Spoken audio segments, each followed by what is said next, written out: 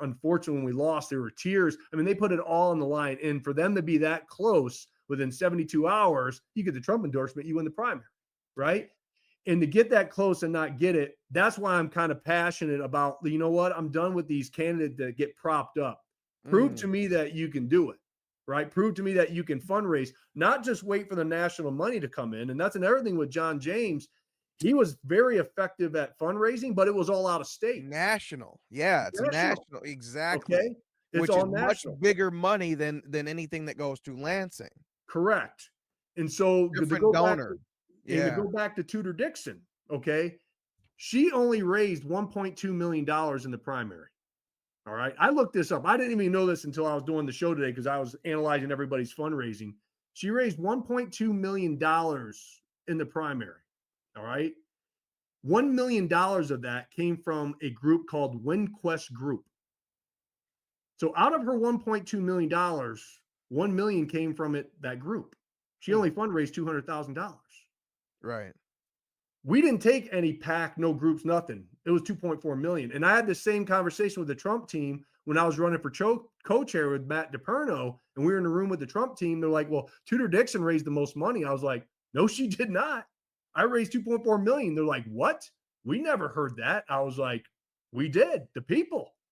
And they just sat there and looked at me in shock. And I'm like, this is the nastiness of politics.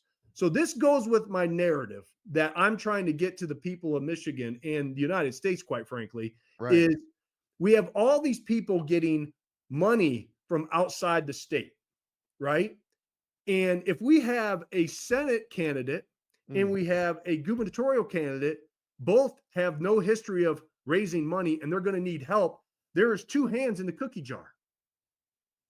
So doesn't it make sense? And here's what I want to put out to the people. Doesn't it make sense to get somebody who's a self-funder, who has the background, who has the executive experience, who has the money, that he doesn't need to spend 80% of his time fundraising? He can actually go around and talk to the people and do what's more important.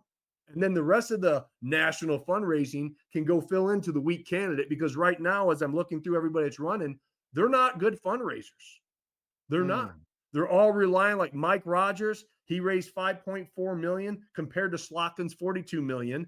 He needed significant contributions from the Republicans, and still came within 20,000. And that is what is going to make him the front runner right off the bat. But you know, Mike Rogers is kind of we were talking about the guy John James beat in 2022. He's kind of the Carl Marlinga of that race, right? Yeah. This was a red wave year. This was so Slotkin was the one who won against trend.